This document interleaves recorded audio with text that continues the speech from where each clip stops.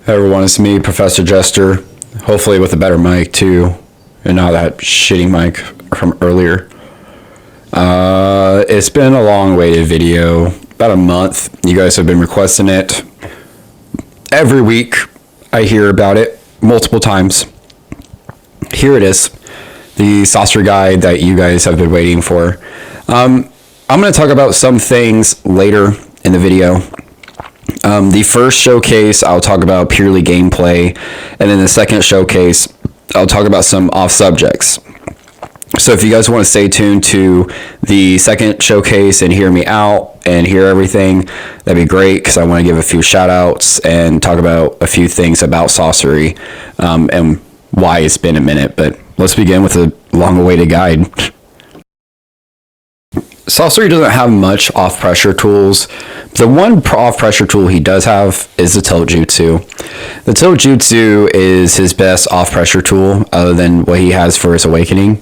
You can, it restands after first hit, so you can kind of do something like this with, if you have chakra, you could do a combo, you could do a grab afterwards. As well as it does hit supports. It poisons. The hitbox there will hit pretty much everything around it, and it does hit on ground, which we will see later on in this video.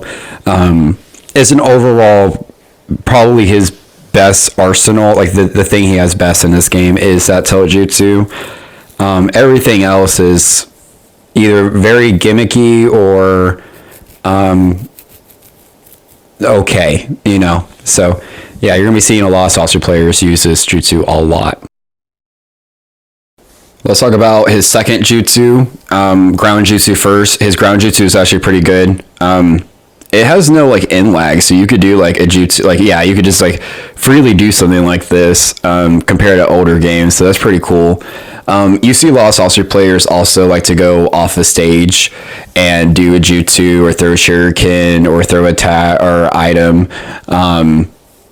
or even an ultimate. There's quite a bit of things you could do with it. That is just up to you. Just be very careful, because it does leave you vulnerable. So it can be really good because it can hit the opponent if they're not expecting it, but then it can also leave you in a bad position because how puppet movement works in this game, and you know, being across the map isn't the best ideal for Sasori. I know there's a stage change, but let's talk about his air jutsu. His air jutsu has like this weird lag type of whiff, whatever you want to call it, where you could do the jutsu multiple times in the air, and you could do that with Tia's Konkuro's Awakening and Sasori's Awakening, which we will go on later. Let's talk about his grab. Let's talk about the second biggest buff he's had beside his Awakening. This grab's range is insane. It definitely got buffed. The grab is really fast. Like, look how that range. The grab also has a bigger hitbox. Again, that's longer. Look at that range. It is absolutely phenomenal what it can do. You could do a jutsu afterwards, which you see right here, that tilt jutsu, where you can poison, hit the support, or make them sub, or all three. Or you could do something like this, where you could do a restand off a combo. You could do the ground jutsu and air jutsu. There's just so many mind tricks you could do with the grab, which you'll see later, definitely in the first showcase. But his grab is definitely something that's good. The one thing I haven't brought up in any of my videos yet is Spark Dash. Basically is when you do a combo with your B or circle, and you do a dash. IC1 or AC1 air hit combo, 1 dash. Or you could do it anytime you do a combo, like in the middle of a combo, 3 hit, 2 hit, whatever. You're going to be, every time you do a dash, if you see that yellow sparkle, you know you did it right. And you can see that it's faster and a little bit more aggressive compared to a normal dash. You see a lot of high tier Sasori players use this a lot, and that first hit is actually really good. Like, don't underestimate Sasori's first hit. Don't underestimate Puppet's first hit. They're actually really good, surprisingly, in this game. And this is a showcase if you're doing it right. You know, that yellow. Let's talk about his combos. So his down combo is an infinite again in this game. His neutral 3-hit is an infinite in this game. His up combo, second to last hit, is an infinite in this game. But ultimately, just stick to the neutral combo. The neutral combo is his best combo. 3 hits is pretty short, sweet, simple, and could do a lot of damage. But his best combo is the neutral combo. Look how much distance it allows you to have. It does a restand, and it just lets you basically have the field better control. So let's talk about the air combo. The air combo basically does loops. You can even do a side step and it'll still hit afterwards. You can see here, it's kind of lackluster compared to the other puppets. His AC1 is also, like you see right here, it's pretty lackluster compared to the other puppets too, but it's still good. It's still a puppet AC1. Most of the time you see people do something like this where they do a guard pill after so they can restand and do a combo, which is a lot better, and you could do a ground thing. But what I also like to do is air jutsu, and then that actually does a strike back, and I like to play a little mind games with strike backs with Sasori. It's really fun. But it's all up to the Sasori player and what they want to do. Yeah, let's talk about his tools. It's pretty lackluster. He has a poison tag, a bomb ball, defense pill. Honestly, I would just switch out. A paper bomb, in my opinion, is better because with puppets other than Shio, you could do a lot on ground. The poison tag is good, but you just have the tilt jutsu, and the guard pill, it's just better to have a speed pill because how slow Sasori is. So yeah, it's not really that good in my opinion. All right, let's talk about the Awakening finally. Definitely a top 10 Awakening in this game. It's severely broken. The way the mechanics work in this game is in his favor. But let's talk about his jutsus first and what makes it broken. So the D-pad jutsu right here, Searing Flame, has a weird little hitbox. When you're in the middle of the flame, you can't hit it. Like, you can't hit Sasori, and you can't sub if you get hit by that jutsu. It's really dumb, but it basically gives Sasori users a lot of, feel like this, and they do stuff like this a lot, where they would do the Searing Flame and the spam jutsu, and then a dash or something like that. It's really good. It's really good. Let's talk about his jutsus. This jutsu can do a restand. I waited a lot too long, so you can't wait too long, but you're going to see right here, you can do a restand. It poisons, and it's good, but I still think the Scorpion puppet for TS Konkuro is better. But he could do this just like TS Konkuros could, but again, I think it's just better with puppets because it's faster. But it's really good. Just don't underestimate the things. Like, you could literally do a Searing Flame, air puppet, jutsu, and then a dash, and it will always hit, and it's really fast. Let's talk about his other jutsu. That jutsu, this thing. It's not really that good. You can cancel it. That's cool, but it's not something you're ever gonna see used a lot, to be honest with you.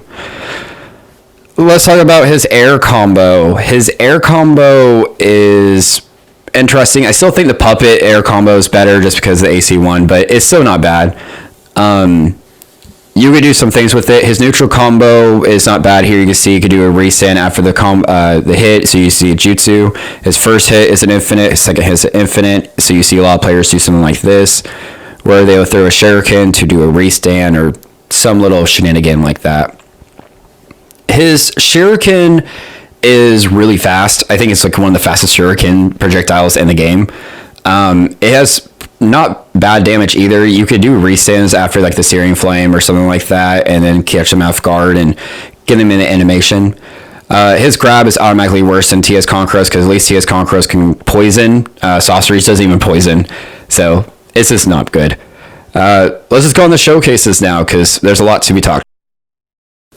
So we're going to talk about pure gameplay here, and then the next segment we will talk about off-subject things, because I've already discussed puppet mirrors in my latest video, so you guys can look back into that. But you can see here, Sasori I'm having a hard time. You do a tilt jutsu to get off pressure. Try to utilize the counter a lot more. I didn't really use it that much in this first game. However, I realized how much I can just use it. But you can see he's just getting in, and I can't get pressure. I can't get off his pressure. He's getting me in. He's destroying me. He's playing aggressive. I'm trying to do as much, but because how puppet movement works in this game, I couldn't get my puppet back immediately. And when you sub, your puppet doesn't come back to you anymore. Little things like that you have to keep in notice. it was just a really hard first match for me because I just couldn't get in. He was just destroying me. I changed up my gameplay a little bit. I'm like, all right, let's not play so passively anymore. Let's play a little bit more aggressive and see if he can deal with my aggression. And I kind of realized real quick, no, he kind of cracks when I start playing aggressive with Sasori. So this is where you have to learn to play differently with the puppets. You can't always be aggressive, but you can't always be defensive. It just depends on the person you're playing. But you see here, I do a jutsu. I go in, I wait, because I expect him to do a support, not a counter. But what I do is I do a restand after I do that jutsu where he poisons, and you could do a restand with a shuriken. And I send out Lee so I can lock him. Here, I don't know why he didn't sub. If he would have subbed, he could have got in and done a lot more, but he just didn't. And this is my first time using Kakazu support, so I didn't know, like, if it was dialogue or neutral, how his jutsu works and stuff like that. But you can see here I kind of did like PTS Konkuro thing a little bit where I was doing like a tag and then a tag and then an item, a dash and then an item and the dash. You always kind of want to do that, especially when they're up close because they're aggressing you. So you kind of want to be in their face as much as possible. So you see them trying to create distance. The issue with distance on this map is it's a really short map, so I don't have a great opportunity or advantage here. I have to find a way to use puppet control and keep it distance. And you can see here, like I'm doing, like I did a grab dash afterwards. So there you go, like do a jutsu. I'm gonna do another jutsu that will possibly hit, possibly not, either or. It will let me get in at least, and it almost did. What I should have done is a puppet dash cancel into a guard. But you see here, as soon as I started playing aggressive, I started doing more things with him. He just kind of like broke and started getting stiff. If he would have moved a lot more, I would have had a lot harder time. The issue with Sasori's grab is you can easily just move out of it, and there's not much that could be done. Like if he would have moved right there, I would have hit him with a grab, and he could have dashed, and he could have at least done something. I don't know about a comeback, but at least something. You know what I mean? It's pretty lackluster. All right, let's talk about Sasori and then off-subject things real quick. So Sasori, the problem is not that he can't really handle pressure. It's just the utensils that he has to handle pressure is not reliable. The tilt jutsu is not always something you want to use to get off pressure utensils. At least like PTS Konkuro or Kid Konkuro not only has his dash, but he has both of his jutsus. He has his toolkit that's really good. And then he has the dash hitbox that does sometimes stun the opponent, as well as the counter and grab is really fast. You know, that grab is really fast, and I think it's even better than Sasori's. You have TS Konkuro that has the bigger puppet hitbox with the two puppets, as well as his awakening being the top 3 awakening in my opinion, as well as the jutsu, the tilt jutsu does hit airborne, like hits like air supports. He has a pretty good tool set with the attack pill and a poison tag, and the bomb ball is all right, but you can at least restand off of it. As well as he has his AC1 pressures is absolutely phenomenal, and he can hit off the ground too and do restand. There's just so much you can do with TS Konkuro also. Shio at least has the taijutsu, which isn't the best because it doesn't hit every support, only a few. But she at least still has it, and her jutsu isn't bad, as well as like her mash is really good. So there's that. But other than that, like Sasori has to rely on his awakening. Compared to the other puppets, like you don't have to rely on awakening with the other puppets to at least win, but with Sasori it feels like you have to. Like he feels like Storm 4 Shio, where base she wasn't good, but her awakening was so good to justify using her. But in this game, switch tech isn't that reliable or like that broken like it was a Storm 4, so you can't really play around, just playing the awakening game like you could in Storm 4. So it's just not that good. That's the main issue with Sasori. Is just he's just a very more gimmicky character, and someone that knows the matchup very well. It most likely will always be a Sasori just because he's just not that good compared to the other puppets. But that does give a segue that he is a good beginner puppet. Forgive me. That being said, I want to thank Snafu for the thumbnail of this video. If you guys think this thumbnail was awesome, that was because of this amazing artist, Snafu. I will have his Twitter in the description. He has been helping us a lot, and I can't thank him enough. He's an amazing artist, so please hit him up if you guys ever want any commission and all that. He will work out a deal with you or something like that. The next partnership that also, because of this guy that I got Snafu connected with me, or he got Snafu connected with me, is a guy named Nichikage. This guy has took it upon himself to kind of be like the leader of the casual scene, which I think is awesome because we've never really had anyone who was open-minded, who was willing to listen to people, who basically said, yeah, I am the leader, the casual scene. I want to improve it. So, shout out to him, and thank you for listening to me and the guide. Another reason why this guide coming out is at this time is really good is because during us talking and me meeting up with him and giving my opinion on his ban list for his tournament for casuals, Sasori is allowed. And the issue thing, or not the issue, but the thing is, a lot of people has been wanting to use Sasori now, and now that I'm remastering this guide, is perfect. So thank you so much, Nichi. We'll definitely be making a video. Like, check out his channel. It'll be on YouTube. I know he's making a video or something like that. I'm not really sure. Also, real quick, Shinobi Strikers announcing Sasori as a DLC will be a video I will be uploading. We will be talking about that.